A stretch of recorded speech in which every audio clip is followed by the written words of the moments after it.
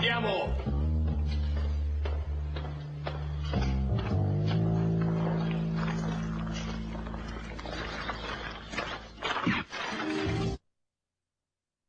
Now 50% off at Apollo.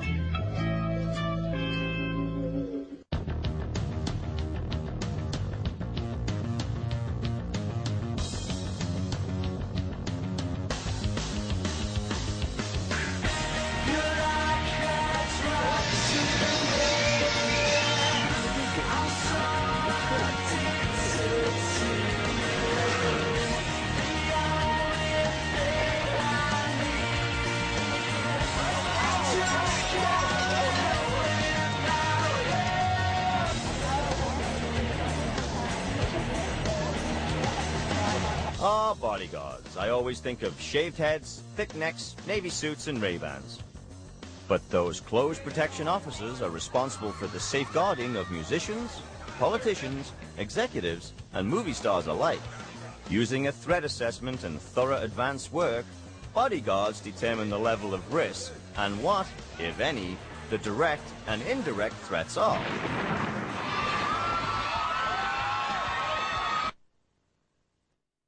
Security measure all you want, but the personal bodyguard has become Hollywood's latest fashion trend. Now, we got the ultimate scoop behind the luminaries with one star bodyguard who dishes on a few secrets.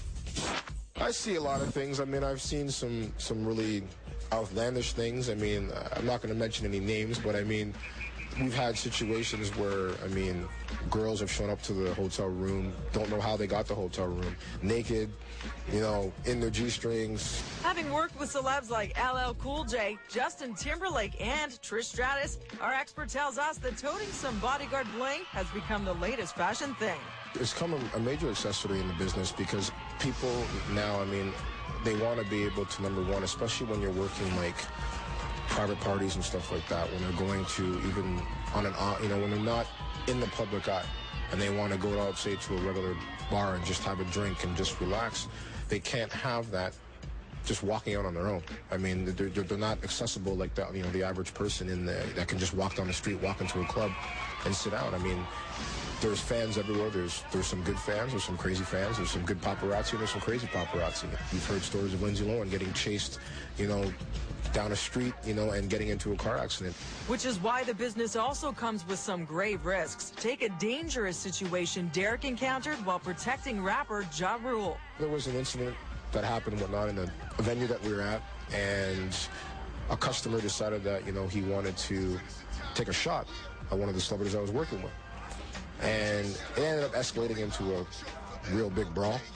And in the process of, you know, of dealing with the person, I ended up getting severed open with 9 stitches, you know, on my eye. And I mean, it healed. But you know what? It's, as I said, it's the risk you have to take. And for some particular events, stars even request that their personal security come with extra insurance. There's been certain situations where we've been asked to, you know, carry a weapon or carry a firearm, especially when you're working with hip-hop artists and you're working with 2 different rival, you know, one camp's over here, one camp's over there. But when you put a bunch of celebrities in a room with only one VIP area and one access of liquor, things get a little bit out of hand one night. Which means it's sometimes easier working with actors than it is with music stars. For example, a hip-hop artist can be put out an album and he's in the spotlight for a month. Where a film actor, they're consistently in the spotlight. There's always somebody watching them, whatnot. You know, there's always a camera, there's always paparazzi, there's always fans. But if an artist, for example, loses steam, he fades off into the background and you don't hear about him until he puts out another album. The hip-hop artist, you know, controversy for them is credibility in the streets. As an hip-hop artist, when you're surrounded by controversy, whether it be Ja Rule, 50 Cent, who have all been tons of controversy in their lives, it's what sells records. And given the overwhelming nature of the biz, there are some outlandish requests that go beyond the call of duty. Some want strippers. Some want you to get them just groupies and just fill up the room with groupies. Some, you know, want you to get narcotics. And with all this, there is no doubt that this business is definitely taxing. You finish an event, you go to another event. You finish that event, you go to another event. And I mean, you could go to 20 different places in less than an hour. get in maybe 6 o'clock in the morning, and then have to be back up again at 7:30 to do the next premiere, to do the next photo shoot, to do the next, interview. You know, I don't even want to know about all the things he's seen. Really? I do. If I am going down, I'm going down knowing that I did my job. And for celebrity bodyguard Derek D-Teflon Ling, he could be taken out any day protecting Hollywood's A-list. I've seen people get murdered in front of me. I've seen bullets fly by me. I've been stabbed 3 times already. But it wasn't always this risky for the actor turned executive protector. It's funny now when I show up on red carpets, I've got certain actors, certain press coming up to me. They're like, so what part do you have in the movie? And I'm like, I'm just here protecting a star. From Justin Timberlake, Trish Stratus, Morgan Freeman, and Samuel Jackson, Derek guards the biggest names. I consider them my family, and I will do by any means necessary, whatever it takes, even if it means losing my own life in the process. And sometimes things do go horribly wrong. Last year, a Ja Rule groupie viciously attacked. He took offense of not waiting to get an autograph. And in the process, I took 9 stitches to the face. But shockingly, Derek says violence isn't the biggest threat against celebrities. Probably the most controversy with issues, believe it or not, is by the paparazzi. I would love to get Paris, Britney, Lindsay Lohan as a permanent contract.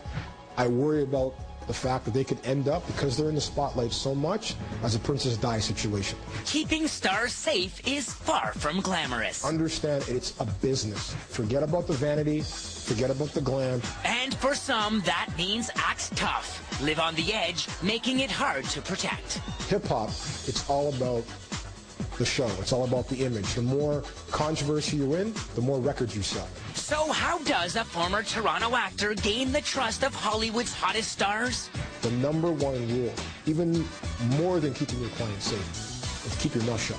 The celebrity circuit is a 24-hour job, which takes its toll over time. The lack of sleep, the lack of food, nutrition, and everyone asks me, why do I keep doing it? For me, it's what you signed up for. If you want a celebrity signature at TIFF, tearing at their clothes might not be your best approach. So we've got some autograph advice from someone who knows the stars the best, a bodyguard. When you talk to a lot of the guys in the Secret Service, they all want to get on the entertainment side. No one knows better than celebrity bodyguard D-Teflon that everyone wants to touch the stars. From Justin Timberlake to Morgan Freeman, the guys that I've worked with over the years, the people that I work with and work for, I consider them my family. Fans can rub elbows with the rich and famous at the Toronto International Film Festival. Just play it cool. If you are in a nightclub in an event, wait. Wait until they're leaving, to get that autograph.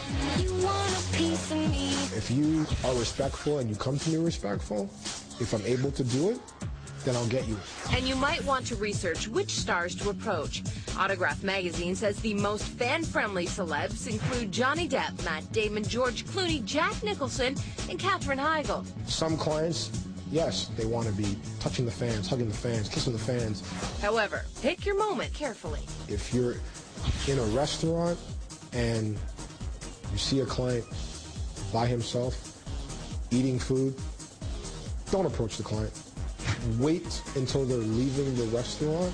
And the best way to meet your favorite celebrity is in a controlled environment, like an autograph signing. But remember, just be polite. It's the ones that are relentless, that, be rude, be ignorant. A client, bottom line, is not going to respond to that.